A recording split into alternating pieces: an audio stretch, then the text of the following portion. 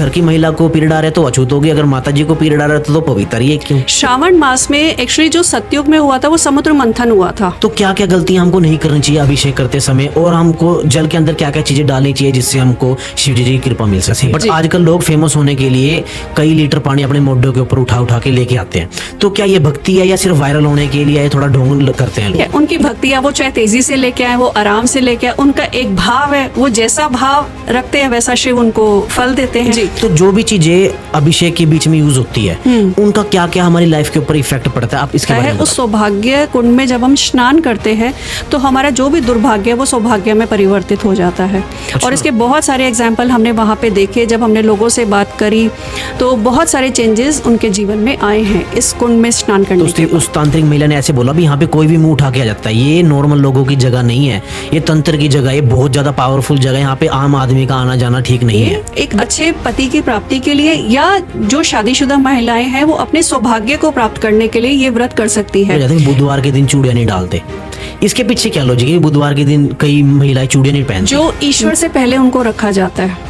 कहते हैं ना, गुरु गोविंद दो खड़े काके लागू पाए, बलिहारी गुरु आपने जिसने गोविंद दिया मिलाए। गुरु अगर नाराज हो गया ना तो फिर हमें गोविंद का रास्ता कोई नहीं दिखाएगा। गोविंद एक बार को नाराज हो गया ना तो कोई दिक्कत नहीं है। तो ऐसे ही 5 सरोवर है जिसमें जाके हमें स्नान जरूर करना चाहिए पूरे लाइफ टाइम में। तो मंगला गौरी की बहुत कम बात करते हैं लोग, इसके बारे में आप थोड़ा बताइए। तो जहाँ सोमवार को भगवान शिव का अभिषेक किया जाता है, वहाँ मंगलवार को भगवान शिव और शक्ति दोनों का पूजन किया जाता है। जो मेरी लाइफ के अंदर भगवान ने लिखे थे भी मैं एक कर्म करूंगा वो होंगे ही होंगे। तो फिर ये कर्म के हिसाब क्यों मांगता है भगवान? अगर सब कुछ भगवान ने चीजें लिख रखी है पहले से ही तो मेरे से हिसाब क्यों मांग रहा है फिर बाद में? तो अपना हिंदू धर्म ही है जिसके अंदर ऐसे बताया जाता है भी आपके जो भी कर्म है, जो भी पाप है, अगर आप वो कर देते हो तो गंगा के अंदर आपने स्नान किया वो धुल गए, तो फिर डरना किस चीज से? अगर गलत कर्म कर भी रहे तो जाके डुबकी लगा लो। राम राम मैडम जी, स्वागत है आपका हमारे शो में। जय Guru ji, thank you Rajat ji for inviting me. Thank you ma'am. और कैसे हो? बहुत बढ़िया, आप कैसे हैं? सब बढ़िया, सब ठीक चल रहा है? बहुत बढ़िया, बहुत ही अमेजिंग। मैम जैसे हमने पहले पॉडकास्ट किया वो काफी अच्छा रिस्पॉन्स रहा, लोगों ने काफी प्यार दिया उस पॉडकास्ट में भी। आज आप दोबारा यहाँ पे आए हो, थैंक यू सो मच, आपने हमको दोबारा ज्वाइन किया। जैसे आज हम ज्योतिष के ऊपर बात करेंगे, उनके डीपेस्ट जो सीक्रेट्स हैं और जो फैक्ट्स हैं उनके ऊपर हम बात करेंगे। जैसे अब फेस्टिवल आ रहे हैं, सावन के बारे में बताइए, इसके पीछे का महत्व क्या है? और लोग जो पूजा पाठ करते हैं, जल अभिषेक करते हैं, इस समय के अंदर क्या क्या रिचुअल्स को फॉलो कर सकते हैं? क्या हम ऐसी रेमेडी कर सकते हैं? पहले हम सावन को समझते हैं, श्रावण है क्या? श्रावण मास में एक्चुअली जो सतयुग में हुआ था वो समुद्र मंथन हुआ था। तो श्रावण जो है वो आत्म मंथन के लिए है। हम लोग सब बाह्य दुनिया में तो हम सब चाहते हैं, लेकिन हम अंदर का अपना मंथन नहीं करते, अपना मनन चिंतन नहीं करते। तो सबसे पहले श्रावण जो है अपने अंदर का मंथन करने की जरूरत है। और जैसे ही आप मंथन करते हो तो मंथन करते समय सबसे पहले क्या आता है? जब समुद्र मंथन हुआ तो हलाहल विष आया था। हाँ जी। तो जैसे ही आप आत्म मंथन शुरू करते हैं तो कुछ ऐसी सिचुएशंस, कुछ ऐसी प्रॉब्लम्स आपके जीवन में आ जाती है जो अनएक्सपेक्टेड होती हैं। आपको समझ नहीं आता, लगता तो यह है कि हमने तो पूजा पाठ किया, हमने तो सावन बहुत अच्छे से किया, लेकिन ये प्रॉब्लम कहाँ से आ गई? तो ये कहीं ना कहीं जो अंदर का दबा हुआ जहर या संचित कर्माज है वो निकल के आते हैं। और उसको भी आपको पता है भगवान शिव ने धारण करा। और आप शिव की ही भक्ति करें और आत्म मंथन के साथ करें तो वो विष, वो हलाहल, वो भगवान शिव को ही समर्पित है।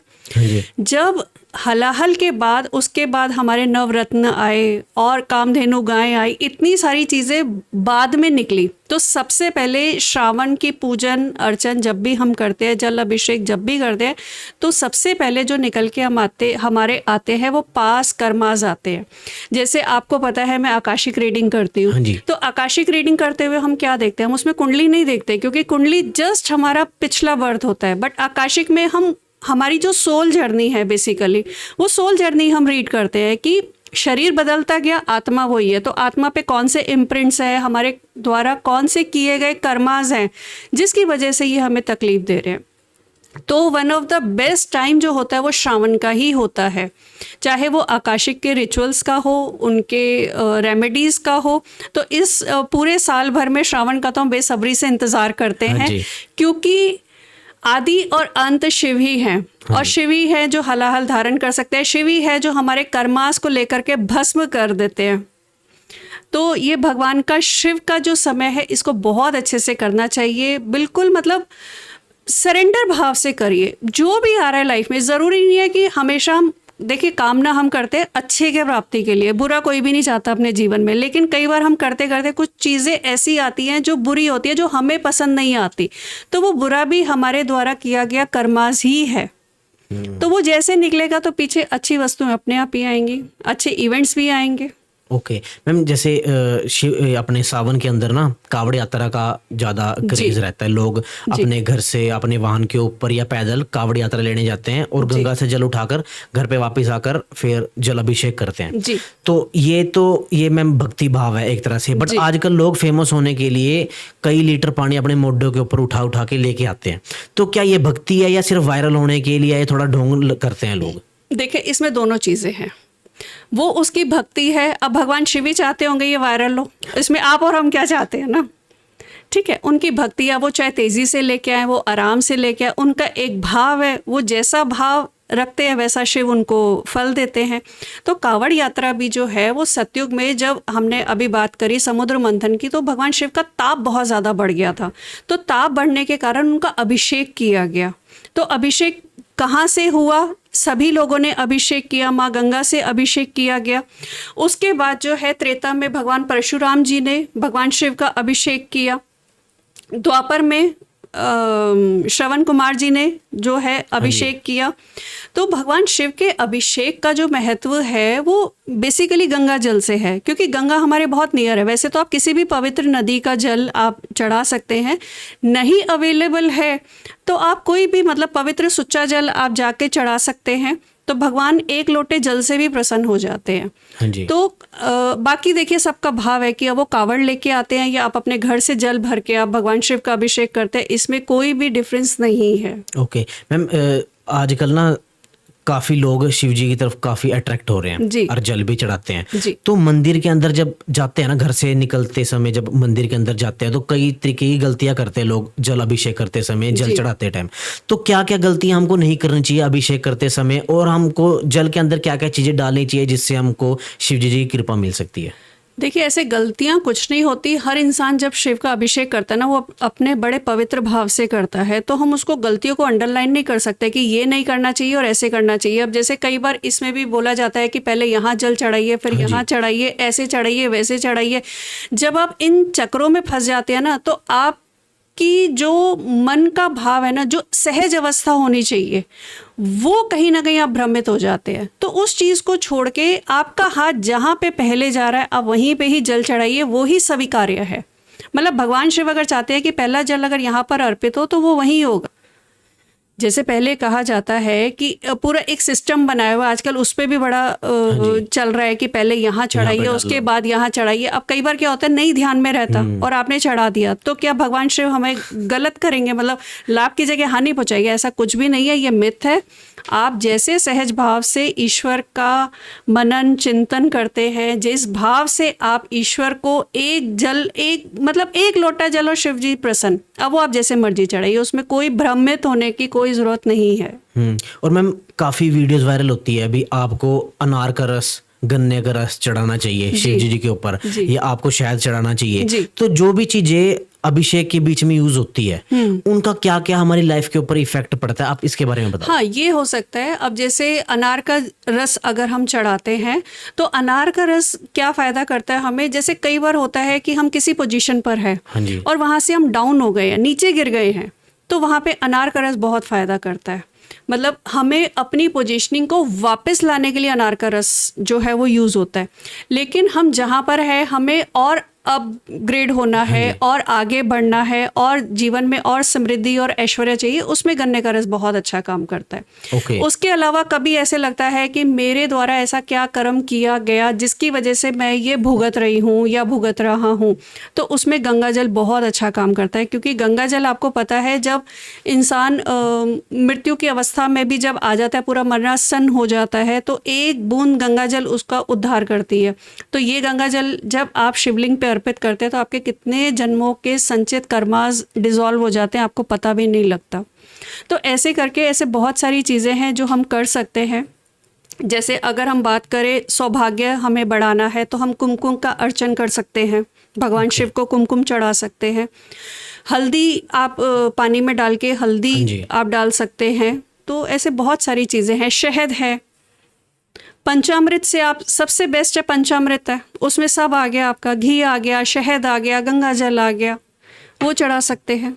ओके, तो अगर ये डेली करना चाहिए कभी कभी या मंडे को? देखिए जैसे आपका मन वैसे आप कर सकते हैं, ऐसा कुछ नहीं है। देखिए सोमवार की तो महिमा भगवान शिव की है, लेकिन अगर आप डेली करते हैं तो वो बहुत अच्छा फायदा देता है। ओके, और मैम जो सोशल मीडिया के ऊपर लोगों को बार बार स्टेप्स फॉलो करने के लिए बोलते हैं, आपको इस स्टेप से करना चाहिए, वैसे करना चाहिए, देखिए ईश्वर की भक्ति ना हमेशा हमेशा सहज होना सिखाती है, और सहज होके ही ईश्वर की भक्ति की जा सकती है। हाँ जी। अगर हम स्टेप बाय स्टेप चल रहे हैं, ठीक है, वो उनका प्रोटोकॉल्स हैं कि उनको जैसे ईश्वर मिले, पर ईश्वर कभी भी ऐसे स्टेप बाय स्टेप नहीं मिलते।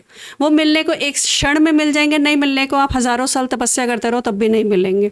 हाँ तो जी। जितना सहज होके करेंगे, जितना अपने मन को पवित्र रह के करेंगे, जितना शिव के साथ जुड़ के करेंगे, उतने जल्दी आपको रिजल्ट मिलते हैं। ओके, मैं मेरे माइंड में ना एक क्वेश्चन आ रहा है, जैसे अभी मंदिर की बात कर रहे थे, मंदिर के अंदर जल चढ़ाना है, तो इसी से एक रिलेटेड क्वेश्चन है। जैसे माँ कामाख्या जी के मंदिर के अंदर, वहाँ पे जब माता जी रजस्वला के अंदर होती है, तब सारे वहाँ फेस्टिवल होता है, मेला लगता है, जी। वहाँ पे वो रजस्वला के समय को एक तरह से सेलिब्रेट करते हैं। जब माता जी को पीरियड आए हुए हो तो सेलिब्रेट करते हैं। जी। और दूसरी जगह ऐसे बोला जाता है, अगर घर की किसी महिला को पीरियड आ जाता है तो वो अछूत हो जाती है। तो ये सारी चीजें क्या है? अगर घर की महिला को पीरियड आ रहा है तो अछूत होगी, अगर माता जी को पीरियड आ रहा है तो पवित्र, ये क्यों? नहीं, ये ऐसा कुछ नहीं है कि अपवित्र हो गई या ये गलत है और छुआछूत हो गया, ऐसा हाँ जी। कुछ नहीं है। देखिए जब माँ को भी पीरियड्स आए तो उनको विश्राम दिया गया, उनके मंदिर, उनके कपाट बंद कर दिए गए कि माँ आराम से अपना विश्राम करे, जबकि माँ को विश्राम की कोई ज़रूरत नहीं है। बट एक क्योंकि शायद ये हमारे लिए ही है या हमें समझाने के लिए है हाँ जी। कि जब स्त्री इस दौर से गुजरती है तो उसके अंदर बहुत सारे चेंजेस आते हाँ हैं, जी। मूड स्विंग्स भी होते हैं, बॉडी में भी बहुत सारे चेंजेस आते हैं। तो उस टाइम उसको विश्राम की ज़रूरत होती है, उसको आराम की ज़रूरत होती है। तो ये अलग इसीलिए उसको किया गया ताकि वो अपने 4-5 दिन बहुत आराम से, तसल्ली से, मतलब उस चीज़ को, उस पीरियड को निकाल ले। तो इसमें छुआछूत या अपवित्र होने वाली ऐसी कोई बात नहीं है, टोटली मिथ है। और इसमें ऐसी कोई सच्चाई नहीं है कि वो अछूत हो गई, अब आप उसको छू नहीं सकते, या वो किसी को नहीं छू सकती, या वो किचन में नहीं जा हाँ सकती। जी। ये सिर्फ एक उसका विश्राम का समय होता है। तो विश्राम के समय को पता नहीं कहाँ से क्या चीज़ें चेंज हो गई, हमें नहीं पता, बट ये टोटली मिथ है। मैम ये लोगों को भ्रमित करने के लिए होता है, पता नहीं, ये मेरे को ना मैन मेड चीजें लगती हैं देखिए सारी। होता कुछ और है, वो चीज़ें जब पीछे से चली आती है, वो आते आते आते आते उसका स्वरूप ही बदल दिया जाता है। हाँ जी। तो ये ऐसा कुछ भी नहीं होता। ओके, और मैम जैसे अगर जैसे किसी लड़की को या किसी भी महिला को पीरियड आते हैं तो उस समय के अंदर वो काफी दर्द से जूझ रही होती है ना, कई तरीके के उसके बॉडी पेन होता है, कमर में भी दर्द होता है। तो इस समय में साधना करने के लिए इसलिए भी मना किया जाता है कि वो साधना तो कर ही नहीं पाएगी, क्योंकि दिमाग तो सारा उसका पेन की तरफ होगा। तो साधना के अंदर तो दिमाग लगाना पड़ता है, माइंड एक तरफ फोकस रखना पड़ता है, तो वो उस समय साधना नहीं कर सकती, ना पूजा पाठ कर सकती, इसीलिए भी शायद मना किया जाता है। नहीं, उस टाइम मुझे लगता है शायद वो साधना बहुत अच्छे से कर सकती है, क्योंकि वो एकांत में है। हाँ जी। वो अलग है, उसको कोई टेंशन नहीं है, उसको कोई हस्बैंड की, कोई बच्चों की, घर परिवार फैमिली की टेंशन नहीं है। वो बिल्कुल एकांत में है, उसके खाने पीने का पूरा ध्यान रखा जा रहा है, तो उसके पास प्रॉपर टाइम है उस टाइम को यूटिलाइज करने के लिए। तो ये साधना के लिए तो बहुत उपयुक्त समय होता है। हाँ जी। वो मुझे नहीं पता ये कहाँ से ट्रेंड चालू हुआ कि आप इस समय पर होते हो तो आप पूजा पाठ नहीं कर सकते। देखिए इस समय पे ही जो शक्ति है वो जागृत अवस्था में होती है। आप कामाख्या की ही अगर हम बात करें तो अगर माँ के कपाट बंद है और उसी टाइम सबसे ज़्यादा पूरा सैलाब होता है लोगों का, चाहे वो तांत्रिक हो, चाहे वो ज्योतिषाचार्य हो, आजकल तो एक आम इंसान भी पहुँच रहे हैं वहाँ पे। तो आप देखिए जितने मंदिर में शायद भी पूरा साल या 6 महीने में विजिट होते होंगे, उतना वो उस 5 से 6 दिन में विजिटर्स आते हैं। हाँ जी। तो ये तो एक सेलिब्रेशन का टाइम होता है जब देवीय शक्ति बहुत अपनी उच्चतम अवस्था में होती है। हाँ जी।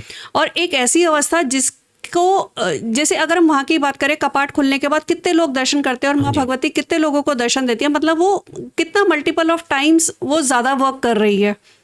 तो ये अगर एक लेडी के साथ भी होता है, जब वो पूरा रेस्ट हो करके वो उस पीरियड से बाहर आती है तो कितने जोश और एनर्जी के साथ काम करती है। तो दैट मीन्स वो टाइम पे अगर उसने उसको यूटिलाइज किया, अपनी साधना करी, अपनी पूजा पाठ करी या कोई भी मंत्र चैंट करा, तो वो कितना मल्टीपल टाइम्स ऑफ वो एनर्जेटिक होकर आएगी। हाँ जी। मैंने एक वीडियो देखी थी जिसके अंदर एक न्यूज़ रिपोर्टर वहाँ पे किसी तांत्रिक महिला के पास गया तो उस तांत्रिक महिला ने ऐसे बोला भी यहाँ पे कोई भी मुंह उठा के आ जाता है, ये नॉर्मल लोगों की जगह नहीं है, ये तंत्र की जगह है, ये बहुत ज़्यादा पावरफुल जगह है, यहाँ पे आम आदमी का आना जाना ठीक नहीं है। बिल्कुल, ये देखिए है तो तंत्र की जगह, हाँ ठीक जी। है। बट अगेन जब हम ये मानते हैं कि बिना माँ के बुलावे के कोई नहीं आ सकता, हाँ जी। तो हु आई एम कि मैं उसको कोई भी पर्सन बोलूं कि मुंह उठा के आ गया, भाई आया तो वो देवी की ही कृपा से है ना। हाँ जी। अगर देवी ने बुलाया तो मैं कौन होती हूँ ना किसी को रोकने वाली। मैं अपनी बात करूँ तो मैं 4 से 5 साल से जाना चाहती थी बट मैं नहीं जा पा रही, जबकि मैं तो साधक भी हूँ, मैं ज्योतिष भी कर रही हूँ, मैं और भी बहुत सारी चीज़ें कर रही हूँ, लेकिन नहीं आता था बुलावा, नहीं जा पाते थे। बुलावा आया तो चले गए। तो ऐसे ही किसी को भी अंडर एस्टिमेट नहीं करना चाहिए। एक लेमैन है, हो सकता है पिछले जन्म में, पूर्व जन्म में उसकी साधनाएं बहुत ज़्यादा हो, अब उन साधनाओं को फलीभूत होने का समय आ गया हो। तो ये लोगों को भीड़ बोलना या लोगों को कुछ भी ऐसे करके संबोधित करना, ये बहुत गलत बात है। कोई भी शक्तिपीठ या कोई भी देव स्थान में तभी पहुंच पाते हैं जब वहां का बुलावा आता है। आपके और मेरे कहने से कोई नहीं पहुंचता। हम घर वालों को भी इंसिस्ट करते हैं कि आप चलिए, वो नहीं जा पाते, हाँ जी। और कई बार वो अलग चले जाते हैं और हम अलग चले जाते हैं। तो ये तो बुलावे की बात होती है, इसमें आप और मैं कोई रोल प्ले नहीं कर रहे। हाँ जी। अब मैम जैसे कामाख्या माता जी के पास भी काफी पहाड़ी भरा इलाका है जी। और वहाँ पे मैम ऐसे कहते हैं वहाँ पे एक कुंड भी है, उसके बारे में बताइए। अब कामाख्या माता जी के पास जो कुंड है उसका क्या रहस्य है? देखिए, माँ कामाख्या के ही मंदिर परिसर में एक कुंड है, उसको बोलते हैं कामना कुंड या सौभाग्य कुंड। ओके। जैसे हम कई बार बहुत ज़्यादा अपनी लाइफ में परेशान चल रहे होते हैं, परेशानियां जो है वो छोड़ती नहीं है, तो कहा जाता है उस सौभाग्य कुंड में जब हम स्नान करते हैं तो हमारा जो भी दुर्भाग्य है वो सौभाग्य में परिवर्तित हो जाता है। अच्छा। और इसके बहुत सारे एग्जाम्पल हमने वहाँ पे देखे। जब हमने लोगों से बात करी तो बहुत सारे चेंजेस उनके जीवन में आए हैं इस कुंड में स्नान करने के बाद। ओके, तो मैम कोई भी नहा सकता है वहाँ पे? बिल्कुल, कोई भी नहा सकता है। ओके मैम, जैसे आपने माता जी के बारे में बताया, अब अगर हम थोड़ा आगे जाते हैं इसी पॉडकास्ट के थ्रू, तो अब आगे तीज भी आ रही है। तीज का त्यौहार बताते हुए काफ़ी हरा भरा होता है, वहाँ पे जो लेडीज़ होती है श्रृंगार भी करते हैं। अब इसके बारे में बताइए, कहाँ ये इसका महत्व क्या है और कहाँ से रिचुअल्स होने स्टार्ट हुए? देखिए, हरियाली तीज जो है ये सावन के बीच में ही आती है, ठीक है। अब इसमें ये कहा जाता है कि माँ पार्वती जी ने अपने 108 रूप लिए थे और उन 108 रूप में शिव को अपना पति के रूप में पाने के लिए उन्होंने साधना, तपस्या या व्रत आदि किया था। अच्छा। तो ये वाला व्रत जो है ये स्त्रियों को ज़रूर करना चाहिए एक अच्छे पति की प्राप्ति के लिए, या जो शादीशुदा महिलाएं हैं वो अपने सौभाग्य को प्राप्त करने के लिए ये व्रत कर सकती है। इस दिन जैसे आप मेहंदी लगा सकते हैं, ग्रीन वस्त्र पहन सकते हैं, शोला श्रृंगार कर सकते हैं, आप ग्रीन चूड़ियाँ पहनते हैं, तो ये व्रत बहुत अच्छा है और करना चाहिए सबको। ओके मैम, जैसे आपने बोला ग्रीन चूड़ियाँ, तो मेरे ना एक मेरे माइंड में क्वेश्चन आ रहा है, ये भी एक तरह से काफ़ी ज़्यादा बोला जाता है कि बुधवार के दिन चूड़ियाँ नहीं डालते, इसके पीछे क्या लॉजिक है? बुधवार के दिन कई महिलाएं चूड़ियाँ नहीं पहनती। मैंने खैर ये नहीं सुना, तो मुझे नहीं पता इस चीज़ का, बट चूड़ियाँ तो सौभाग्य का प्रतीक होती है। हमारे में चूड़ियाँ तो ज़रूर पहनी जाती है। अब बुधवार नहीं पहना जाता है, पता नहीं कहाँ से आया, मुझे नहीं पता इसके बारे में, मुझे कोई जानकारी नहीं। क्योंकि कई जगह ऐसे ही बोला था भी मंगलवार के दिन आपको कटिंग नहीं करवानी है ना, और शनिवार के दिन आपको नाई के पास नहीं जाना। ये भी कई चीजें ये देखिए, ये तब कहा गया था जब हमारे पास लाइट की व्यवस्था नहीं होती थी। तो उसमें कुछ डेज ऐसे हो गए कि भाई अगर इस दिन कराएंगे तो चलो ये दिन छोड़ देते हैं, तो वो आगे बढ़ते बढ़ते वो भ्रमों ने ले लिया कि इस दिन ये नहीं कराना चाहिए, उस दिन वो नहीं कराना चाहिए। बट हाँ ठीक है, अब कहते हैं ट्यूसडे और सैटरडे नहीं कटिंग कराना चाहिए, तो हम भी नहीं कराते। और ठीक है, शनि का एक्चुअली दिन होता है, तो शनि को बाल बहुत प्रिय होते हैं, नहीं कटवाना चाहिए। तो ठीक है, जो कई बार मिस भ्रम है, ठीक है। अगर शनिवार के दिन अगर कटिंग करवा ली तो प्रिय हो जाएंगे शनिदेव जी को? ऐसे कुछ नहीं होता कि अगर कटिंग नहीं कराई तो प्रिय हो जाएंगे और कटिंग करा ली तो अप्रिय हो जाएंगे, ऐसा कुछ नहीं होता, ये भी एक भ्रम है। ओके मैम, अब जैसे आपने तीज की बात की, अब हम आगे चलते हैं। अब गुरु पूर्णिमा भी आ रही है ना, तो गुरु पूर्णिमा के समय क्या किया जाता है और इसका क्या महत्व है और कहाँ से ये रिचुअल स्टार्ट हुआ? देखिए, गुरु पूर्णिमा, अगर हम गुरु की सबसे पहले बात करें ना, तो गुरु ही है जो ईश्वर से पहले उनको रखा जाता है। कहते हैं ना, गुरु गोविंद दो खड़े काके लागू पाए, बलिहारी गुरु आपने जिसने गोविंद दिया मिलाए। गुरु अगर नाराज हो गया ना तो फिर हमें गोविंद का रास्ता कोई नहीं दिखाएगा। गोविंद एक बार को नाराज हो गया ना तो कोई दिक्कत नहीं है। तो गुरु की महिमा तो इतनी ज़्यादा है कि उसके ऊपर तो पता नहीं कितने शास्त्र भी लिखे जा चुके हैं और लिखे जा सकते हैं। तो गुरु कौन होते हैं? जो अंधेरे से हमें प्रकाश की तरफ लेके जाते हैं, ठीक है। और ये प्रकाश है क्या? ये नॉलेज है। हाँ जी। जो हम भ्रमों में पड़े हैं वो भ्रम तोड़ने के लिए, मिस बर्स्ट करने के लिए हमें ज्ञान का प्रकाश गुरु है। कैसे गोविंद तक पहुंचा जाए वो गुरु है। और जब हम आगे संसार के बाद की भी यात्रा करते हैं ना, वो भी मार्गदर्शन हमारे गुरु ही बनते हैं। तो गुरु की महिमा तो अनंत है। और जिनके भी गुरु हैं उनको गुरु पूर्णिमा पे जाके अपने गुरु का दर्शन तो ज़रूर करना चाहिए। और जो भी वो पूजन अर्चन करते हैं, गुरु को भेंट ज़रूर करनी चाहिए। हमारे शास्त्रों में तो वैसे भी लिखा है, गुरु पूर्णिमा तो एक बहुत बड़ा त्यौहार है ही, लेकिन जब भी हम गुरु के पास जाएं तो कभी खाली हाथ नहीं जाना चाहिए। आपका जितना भी सामर्थ्य है उसके अनुरूप आप कुछ भी लेके जाएं। और कहते हैं अगर कुछ भी नहीं है आपके पास तो पार्क में से आप थोड़ी सी घास तोड़ के भी आप उनको अर्पित कीजिए। पर ज़रूर गुरु के पास कभी भी खाली हाथ नहीं जाना चाहिए। आप कुछ भी देंगे वो उसका मल्टीपल ऑफ टाइम्स करके आपके झोली में डालता है। क्योंकि मैम जो हमारे आने वाला जो समय है, जो फ्यूचर है, वो हमारी इस एज से पहले ही निकल चुके हैं वहाँ से। तो आगे का रास्ता हमको वही दिखा सकते हैं, हमारे गुरु ही दिखा सकते हैं। आगे का रास्ता हो पीछे का हो, वो गुरु को सब पता है कि आगे अभी कितने बर्थ लेने हैं, पीछे क्या हम कांड करके आए हैं, क्या कर्म करके आए हैं, वो सब कुछ संभालता गुरु ही है। हाँ जी। और मैम जैसे हमारे सनातन धर्म के अंदर गुरु को काफी ऊंचा दर्जा दिया गया है। पहले के समय के अंदर देखा जाए तो गुरु काफी ऊपर रखा जाता था, उनकी काफी गुरु आज भी ऊपर है। पर अब थोड़ा सा कलयुग का टाइम आ गया कि सुनते ही नहीं है। अब क्या बोला जा सकता है? देखिए ये भी आपके कर्म डिसाइड करते हैं ना। अगर जैसे अगर कई लोगों की कुंडलियों में भी देखे तो गुरु मारक भी बहुत बड़े होते हैं। जैसे हमने पिछली बार भी बात करी कि कई बार हम सोचते हैं राहु केतु शनि दिक्कत कर रहे हैं, बट सबसे बड़े मारक जो होते हैं वो गुरु होते हैं, बृहस्पति होते हैं और शुक्र होते हैं। वो रीज़न क्या है? क्योंकि वो गुरु की पदवी पे है। अब वो गुरु हैं और आप उनका अपमान कर रहे हैं, चाहे सामने से या पीठ पीछे। आप पीठ पीछे किसी ब्राह्मण को गलत बोल रहे हैं, गुरु की निंदा कर रहे हैं, तो गुरु की निंदा करने वाला उसको ना यहाँ सुख मिलता है, ना उसका लोक अच्छा होता है, ना उसका परलोक अच्छा होता है। तो गुरु होता है वो कोई भी हो सकता है, कोई व्यक्ति हो सकता है, कोई एक छोटा बच्चा भी आपका गुरु हो सकता है। जो आपको ज्ञान दे दे वो गुरु होता है। और कई बार ये भी आता है कि हमने तो एक गुरु धारण कर लिया, अब हम मल्टीपल गुरु बनाएंगे तो वो गुरु नाराज हो जाएगा। और ऐसा कुछ नहीं होता। गुरु को हम एक रूप में, एक शरीर के रूप में देख लेते हैं, बट एक्चुअली गुरु जो है वो ब्रह्म है, वो शब्द है, वो नॉलेज है। तो कभी भी एक गुरु से आपको कोई दीक्षा मिली, आप उसको लेके आगे बढ़ रहे हैं, तो आगे बढ़ते बढ़ते जैसे जैसे आप आगे बढ़ते जाएंगे, जैसे एक नर्सरी का स्टूडेंट फर्स्ट में आता है तो उसका गुरु बदलेगा। अब वो ये तो नहीं सोच सकता ना कि मुझे नर्सरी में ही बैठना है।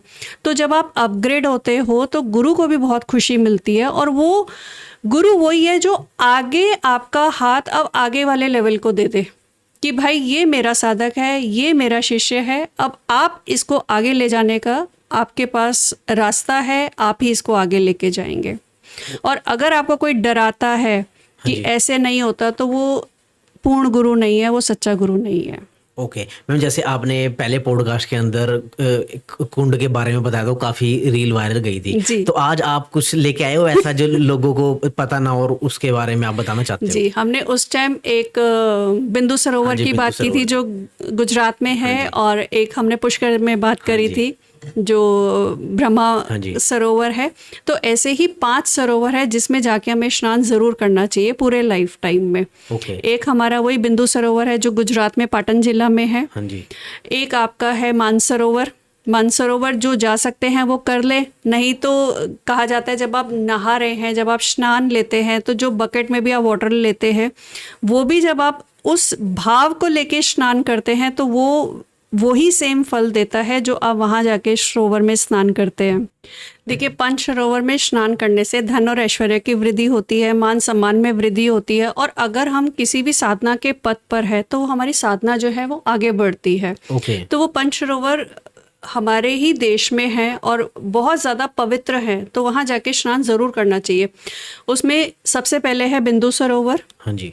और गुजरात में ही है हमारा नारायण सरोवर, कर्नाटका में है पंपा सरोवर, ब्रह्मा सरोवर पुष्कर जी में, और मानसरोवर कैलाश में। तो ये ओके। 5 सरोवर में आपको स्नान ज़रूर करना चाहिए। ओके। और मैम इसके अंदर कोई भी जाके स्नान कर सकता है? बिल्कुल, कोई भी जाके स्नान कर सकता है। और देखिए, स्नान की भी महिमा है कि स्नान ऐसे करना चाहिए कि बिल्कुल पवित्र होकर स्नान करें। ये नहीं, मैंने इस बार भी देखा कि लोग ऐसे नहाते हैं जैसे बाथटब हो। तो उसको सरोवर एक पवित्र जगह है, पवित्र नदी में भी अगर हम स्नान करते हैं तो वो पवित्रता के साथ करें, ना कि ये सोचे कि हम घर के वॉशरूम में या बाथरूम में बैठे हैं और उसको बाथटब की तरह हम यूज़ कर रहे हैं। तो उस चीज़ का फिर कोई फल नहीं आता। जब तक आपके अंदर में पवित्रता नहीं है, आप एक अच्छे मन से, एक अच्छे भाव से नहीं करते, तब तक आपको कोई फल नहीं मिलता। और अगर आपने भाव से किया तो आप उसकी सोच भी नहीं सकते, आपको इतना कुछ मिल जाएगा। ओके। जैसे आपने सावन के ये मंडे की बात की थी भी, हाँ उस समय पूजा करते हैं लोग और जल अभिषेक करते हैं ना, तो मंगला गौरी की बहुत कम बात करते हैं लोग, इसके बारे में आप थोड़ा बताइए। देखिए, श्रावण में सोमवार का तो विशेष एक महत्व है हाँ ही। जी। जो सोमवार में हम भगवान शिव का जल अभिषेक करते हाँ हैं, जी। जैसे ही हम सोमवार को अभिषेक करते हैं तो नेक्स्ट डे मंगलवार को मंगला गौरी का व्रत होता है। जैसे कई कुंवारी कन्या भी व्रत करती है इस दिन अच्छे वर की प्राप्ति के लिए, तो वो मंगला गौरी का भी व्रत कर सकती है। मंगला गौरी का व्रत भी अगेन माँ पार्वती जी ने भगवान शिव को प्राप्त करने के लिए किया था, और ये ट्यूसडे को किया जाता है। तो जहाँ सोमवार को भगवान शिव का अभिषेक किया जाता है, वहाँ मंगलवार को भगवान शिव और शक्ति दोनों का पूजन किया जाता है। तो जब अगर हम मंगला गौरी का व्रत, ये पुरुष भी कर सकता है, ये स्त्री भी कर सकती है, ये एक लड़का भी कर सकता है सुयोग्य पत्नी प्राप्ति के लिए, और लड़की भी कर सकती है सुयोग्य वर की प्राप्ति के लिए। इसमें माँ पार्वती जी का श्रृंगार कीजिए, व्रत कीजिए, उनको अभिषेक कीजिए, प्रसाद नैवेद्य का भोग लगा सकते हैं। तो अपनी सामर्थ्य के अनुसार आप इसको कर सकते हैं। ओके। मैम जैसे कर्मा के ऊपर बात करते हैं थोड़ी सी भी, जो ऐसे बोली जाती चीजें जो भगवान ने लिख रखा है ना, वो होएगा ही होएगा आपकी लाइफ के अंदर। जो मेरी लाइफ के अंदर भगवान ने लिखे थे भी मैं ये कर्म करूंगा, वो होंगे ही होंगे जी। तो फिर ये कर्म के हिसाब क्यों मांगता है भगवान? अगर सब कुछ भगवान ने चीजें लिख रखी है पहले से ही, तो वो मेरे से हिसाब क्यों मांग रहा है फिर बाद में? देखिए, पहले ना हम कर्म को समझते हैं, कर्म होता क्या है। आपके लिए जो कर्म बुरा हो सकता है वो दूसरे के लिए अच्छा हो सकता है, या जो मेरे लिए अच्छा हो सकता है वो आपके लिए बुरा हो सकता है। तो कर्मास की ऐसे कोई डेफिनेशन नहीं होती कि पाप कर्म है या ये सही कर्म है, ठीक है। जब हम इसमें फंस जाते हैं तो वो कर्मास जो है वो जनरेट हो जाते हैं, ठीक है। और बाकी हाँ, ये भी कहा जाता है कि अगर लिखा ही भगवान ने है तो फिर वो होना ही है, लेकिन भगवान ने हमें दिमाग, बुद्धि और विवेक दिया है। तो अगर करते हुए अंदर से एक आवाज़ आती है कि ये काम नहीं करना, दैट मीन्स ईश्वर हमारे विवेक को जगाता है, हमें समझ देता है कि ये कर्मा आपके लिए ठीक नहीं है और आप करेंगे तो इसका कहीं ना कहीं दुष्परिणाम आप ही को ही भुगतना पड़ेगा।